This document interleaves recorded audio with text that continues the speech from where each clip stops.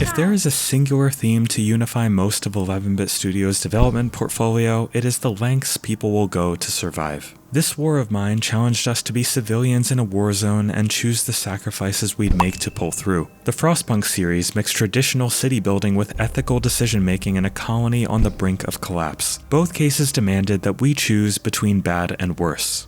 Do we put our children to work in the mines if it means proper heat for our homes? Should we rob or kill defenseless innocents for the chance to live another day?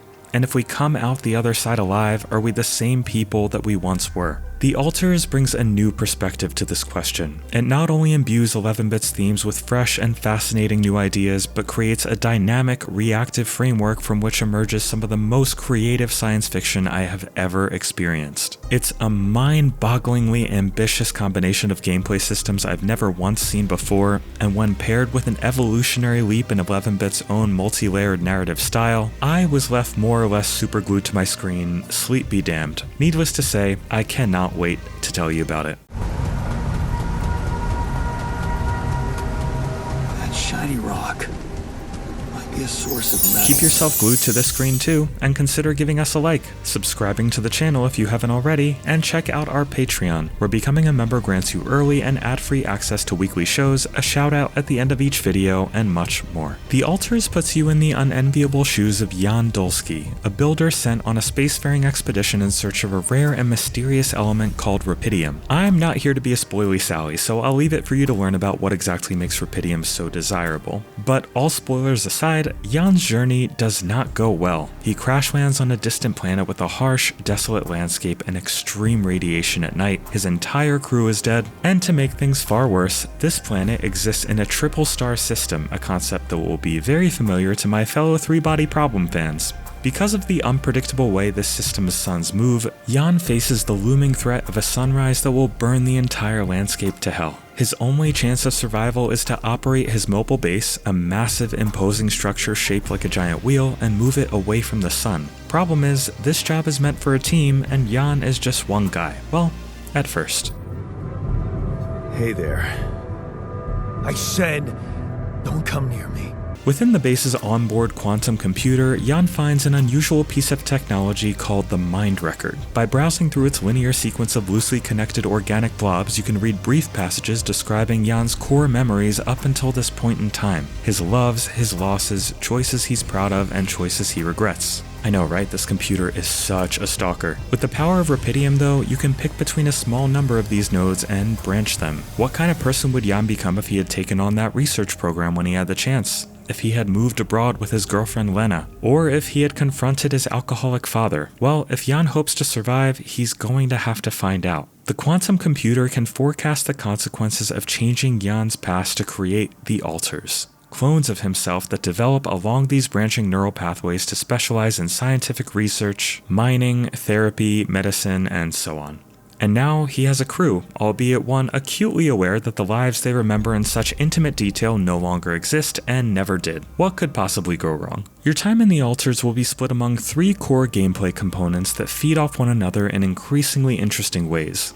The first and arguably largest part is exploration of the harsh landscape Jan finds himself stranded in. There are 3 core acts in the Alters story, each one taking place in a different region of the planet. In every case, you'll have to venture outside the base with whatever supplies you can conjure up, including battery packs for your suit, mining rigs to farm resources, pylons to actually transfer those resources to your base, and a large enough number of other devices that it's hardly worth breaking them down here. As you explore, the spiderweb of pathways, caverns, shortcuts, and hazardous obstacles will gradually reveal themselves and require careful consideration if you intend to get back unscathed. That's because you have limited time outside of the base before damaging nightly radiation starts to take effect, and that time will go by in a fast-forwarded instant every time you choose to mine resources yourself. Generally, you'll be better off just finding your way around and discovering the resource deposits you need, minerals, organic material, metals, and so on, and creating a network of nodes that allows them to be siphoned back to your base. This isn't quite as straightforward as it sounds, since you'll encounter obstacles like rock walls and cliffs requiring specific tools or suit energy to get past. You'll also need to deal with a variety of scientific anomalies, some merely inconvenient, and others, well, I'll leave it at that. If there's anything worth comparing the Alters exploration to, surprisingly, it's probably Death Stranding. Both games place emphasis on the traversal of beautiful but barren landscapes using a variety of tools to take care of obstacles and anomalies, and build infrastructure to help you get around faster and more efficiently. Where The Alters has a major leg up on Death Stranding, thankfully, is that it adds every conceivable quality of life feature you can imagine so that any sort of tedium is kept far at bay. Any base management that needs to be done while you're out can be quickly accessed through an in-game menu. Any mining rigs you build can be instantaneously fast traveled between, and you can also use them to charge your suit if your energy depletes from climbing or dealing with anomalies. While mining rigs can only be placed on resource deposits, you can also just put fast travel pylons wherever you want, as long as you've crafted enough to be able to do so. The result is that you rarely have to manually walk through spaces already explored as long as you built the infrastructure necessary to fast travel to. This definitely avoids the sort of tedium that Death Stranding was, in my opinion, rightly critiqued for, even if you could argue that monotony was kind of part of the point.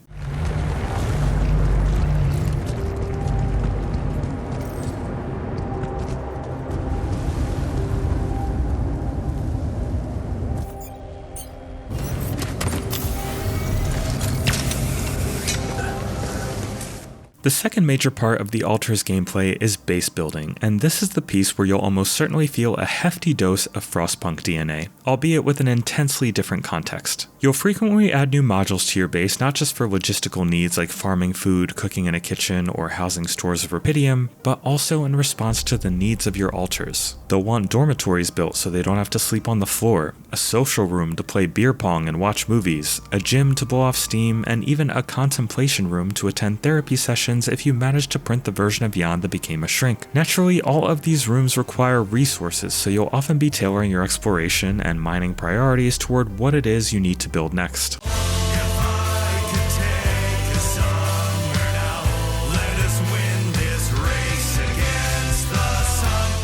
The last part is, of course, interacting with the alters themselves. It turns out that each branch of Jan Dolski became a noticeably different person, and not only will each alter frequently disagree on the best course of any given action, but as their leader, you are on the hook for anything you do that they don't support. Any decision you make can impact the way an alter feels about you, which in turn can change the way the story unfolds. You'll have to manage each alter's needs by talking to them and understanding their mood, fulfilling side objectives to keep them happy, and learning about yourself by understanding what happened in each of their respective timelines. This is where you'll find the meat of the alter's reactive storytelling, because not only is the writing and voice acting here excellent, but its thematic deep dive into the consequences of so literally confronting the choices of your past doesn't pull a single punch. You'll have an alter that's struggling to work because he misses his wife, who you separated from in your own timeline. You'll have another alter who lost an arm in his life path and now suffers from reverse phantom pain after the quantum computer grew him a new one. Alters that get pissed at you can get pretty snarky too. I heard you had an accident. What happened? What? Oh, it's nothing. Just a scratch. Shit happens, eh? In one case, I completed a relatively minor side objective for an alter who had vehemently disagreed with me on something a couple of days prior. Upon reporting this side objective's completion, he gave me some snarky shade about how glad he was that I diverged from our extremely important, time-sensitive mission for some relatively minor bullshit. Thankfully though, your time with the alters isn't all serious all the time.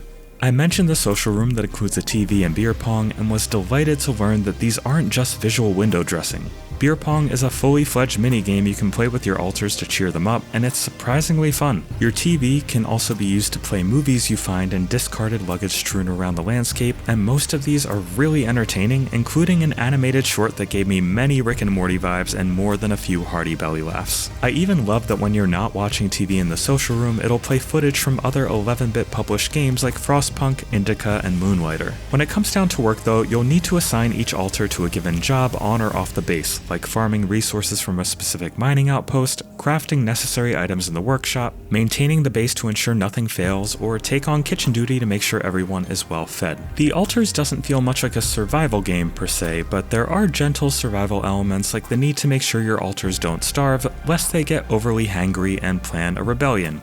No judgment, I'd do the same. The logistical problem is that you'll frequently be in a situation of not having enough altars to do everything that needs to be done, and this creates a tense system of priority management. The game runs on a tight day and night cycle where once you hit 8 PM, you'll become tired and each task you approach will be done less efficiently. Continue working till 11 PM and onward, and you'll become completely exhausted and eventually collapse. So, each day you wake up, you'll need to decide what resources are most important, what objectives you need to tackle, who needs to be doing what, and make sure it's all being done efficiently enough to be prepared for the apocalyptic sunrise. Totally chill work environment. And yet, despite their literal impending doom, the altars still crunch less than the developers of Cyberpunk had to. Don't they know burnout is a creative necessity? The Altars has an absurd amount going on at once between its myriad systems, as there's a constant flow of priorities to manage, things to build, areas to explore, and problems to deal with, but none of it ever feels overwhelming. Because it's a game that seeks to have you engage in its many systems only at the level of detail necessary and not get bogged down in minutia. It's full of small, convenient touches like the uphold system, which allows you to set a minimum inventory of any craftable item you want on hand at all times, and automatically allocates resources to it accordingly. Any altars that finish a job they're doing will automatically volunteer for a different one too, and you can accept or deny that assignment with a simple click of a button. Even getting around the base is slick and quick since the elevator moves floors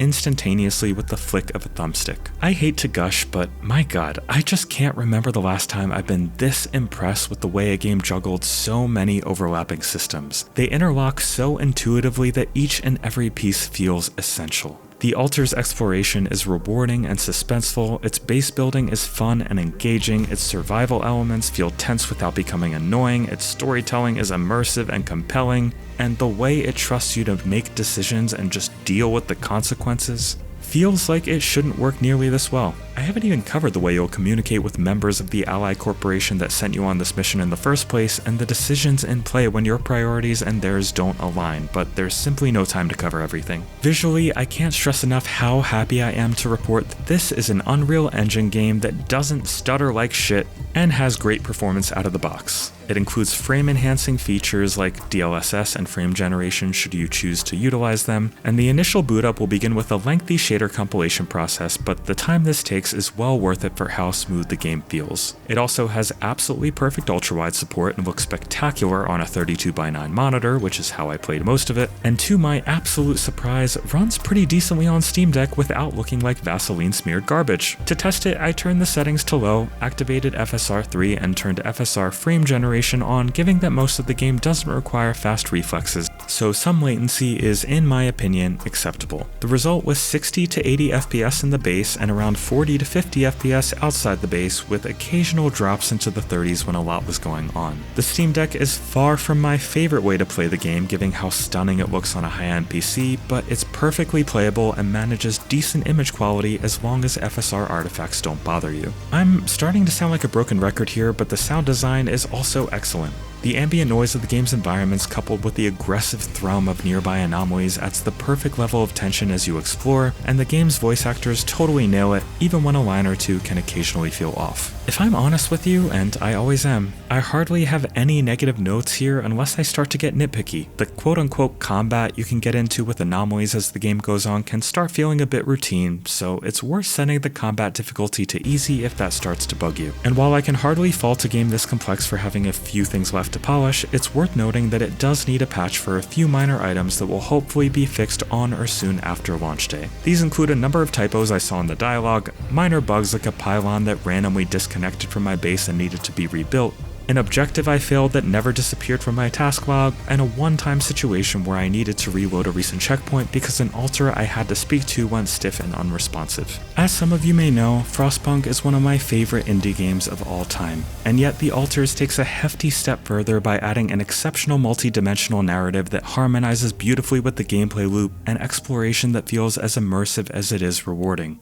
Calling it the single best indie game of 2025 so far, or the best game I've ever reviewed for I Dream of Indie Games would be completely correct. but doesn't even say enough. This is 11-Bit Studios' magnum opus and one of the single best games I've ever played, full stop. One full run of its campaign took me just over 20 hours, but the enormous replayability derived from decisions made in that runtime will make it so that for many, 20 hours may just be the beginning, as it's literally impossible to see everything or even generate every possible alter in a single run. This is a specific combination of genres that won't be a match for literally everyone, but those with the slightest hint of interest should be making time for it. This is the sort of masterpiece that puts the AAA market to pitiable shame and does so without an ounce of compromise. Do not miss it. On a rating scale ranging from the dreaded Indie Krampus all the way up to the essential Golden Genie, The Alters obviously gets the Golden Genie lamp of approval.